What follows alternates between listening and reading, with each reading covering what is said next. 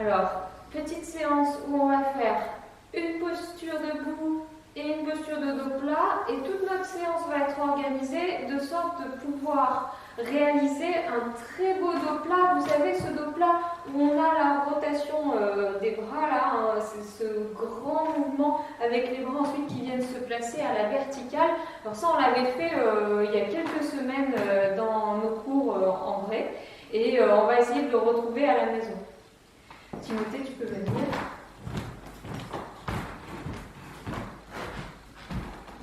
Bien. Alors, on va s'installer pieds parallèles, ouverts à la largeur du bassin, dans nos repères. On va commencer avec la posture pour s'habituer à cela. Alors, une fois qu'on est dans nos repères, on peut prendre nos petites respirations. Pendant les petites respirations, on commence à presser très fort les pieds dans le sol et un petit peu plus fort les bords externes de pieds dans le sol. Ça replace les genoux et ça vous donne un maximum de force pour peu à peu déplier la colonne vertébrale. Allongez votre colonne jusqu'au sommet du crâne. Une fois qu'on a cette tonicité, on va avec les mains toucher le bassin. Et on va commencer par faire tourner le bassin, les épaules suivent, c'est accroché dessus.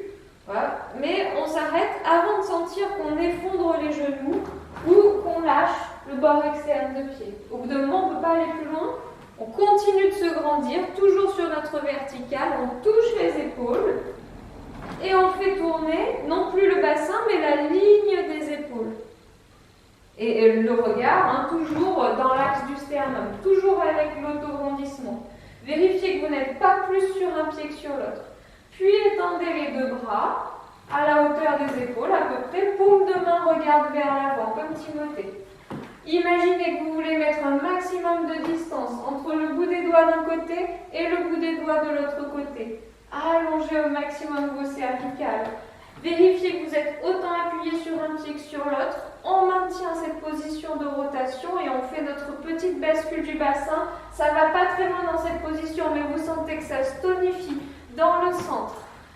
Puis, pour relâcher d'abord les bras.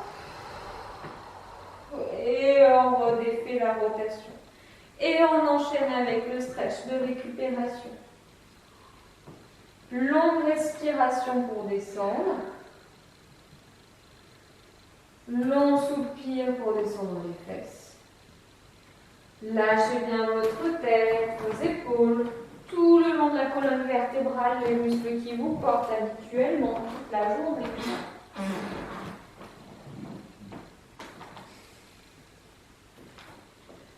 À la fin de la prochaine inspiration, en soufflant, remontez d'abord les fesses, puis une vertèbre après l'autre, les cervicales en tout dernier. Très bien. Lâchez bien. Bon, ça va, t'es pas trop gêné par le mur? Ça va frôler, J'ai des grands bras. Bon, alors là, l'idée, c'est vraiment de sentir les différents étages et notamment les deux points clés, le bassin et ensuite la ligne des épaules. Mais cela sans se déformer, vous l'avez vu, on a tendance à faire un petit peu ça, mais on ne se déforme pas au niveau des pieds, les appuis de pied sont bien des ancrages fermes. C'est bon, tu es dans ta position de base, genoux bien pliés, autant appuyé sur un pied que sur l'autre, autant sur l'avant que sur l'arrière. On commence nos petites respirations. Pendant nos petites respirations, on commence à presser plus fort les pieds dans le sol et notamment le bord externe des pieds un peu plus fort que le bord interne des pieds. Ça corrige la position du genou et ça vous empêche de vous déformer au niveau de ces appuis. Servez-vous de ces appuis très forts pour allonger votre colonne. Vous connaissez le bas du dos, le milieu, le haut du dos, même les cervicales, même la tête s'en va très loin des épaules. Avec les mains, on touche le bassin et on fait tourner le bassin. Le reste de la colonne suit.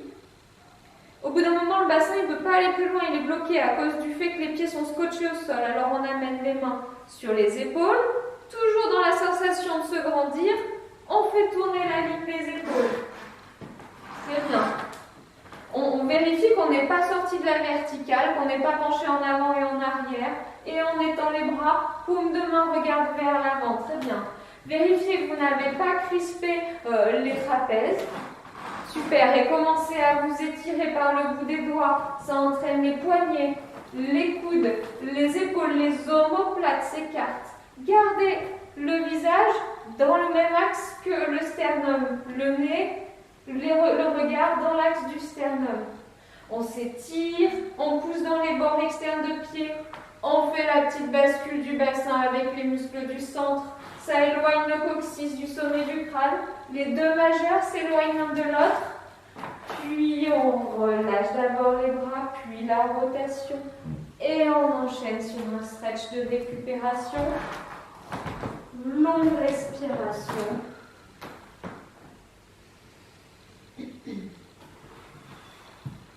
Voilà, on soupire. Lâchez bien vos bras, ils ont participé à l'exercice. Décrispez aussi les mollets, lâchez un peu vos orteils. Longue respiration, laissez votre cage thoracique bouger, notamment dans le dos, à l'arrière, pendant vos longs soupirs. Puis à la fin de la prochaine inspiration, en soufflant, on monte d'abord les fesses, puis une vertèbre après l'autre, les épaules et la tête en tout dernier. Puis on retrouve notre tonicité, on se prépare à ce qui vient. Très bien, relâchez bien. Bon alors ça, c'est vraiment la rotation avec le bassin qui participe. On va à présent en dos plat trouver une rotation très intense, puisqu'il faut porter le dos en dos plat, mais avec le bassin qui tourne plus du tout, ou presque plus du tout. Ça va être au niveau de la ligne des épaules que ça va se passer. Retrouvez vos repères. 2 fois l'espace entre le pouce et le 5e doigt, entre les deux pieds. Les bords externes des pieds sont parallèles entre eux.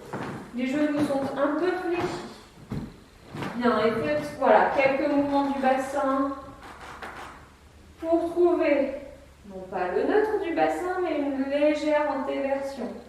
Vous solidifiez le centre pour que le bassin et le dos viennent ensemble en position de dos plat. Voilà, descends un peu plus les épaules par rapport au bassin. Voilà, super. On veut bien fléchir les genoux pour avoir comme Timothée les mains qui touchent le sol. Et là, on va poser une des deux mains devant, à peu près au milieu par rapport, voilà, au pied. Et on presse la paume de main sur le sol et avec l'autre main, on vient toucher l'épaule. Et avec l'autre main, on accompagne la ligne des épaules qui tourne. Voilà. Garde le regard sur le sol. Voilà. Vous gardez bien votre regard sur votre main au sol. Et ensuite, vous dépliez votre bras. Allez, gardez vos petites respirations. Ouvrez ici la poitrine, ça s'ouvre. Vous voulez aller toucher le plafond avec le bout des doigts. Vous poussez les fesses vers le mur derrière. Vous allongez les cervicales. On maintient un maximum d'espace ici entre l'oreille et l'épaule. Gardez les bords externes des pieds bien solidement ancrés au sol. Et relâchez d'abord le bras à la rotation. Et vous vous enroulez de suite en position de centration. Vous vous souvenez, on avait dit si c'est trop pénible pour les cuisses, la position de centration après un dos plat, n'hésitez pas à carrément vous mettre en boule comme ça, à genoux. Puis ensuite on libère les orteils et on déroule vertèbre après vertèbre comme d'habitude. Longue respiration. J'inspire en haut, je me retonifie.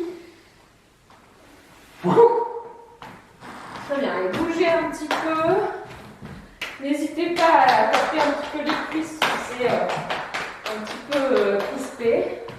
Ça t'a plu? Parfait. Allez, deuxième fois. Donc on retrouve nos repères. Genoux bien fléchis. Nos mouvements du bassin. Libérez le bas de votre dos. Alors, seul à la maison, c'est difficile de vérifier qu'on ait un beau dos plat, donc n'hésitez pas à utiliser un miroir ou à vous faire aider par un membre de votre famille dans lequel vous avez confiance.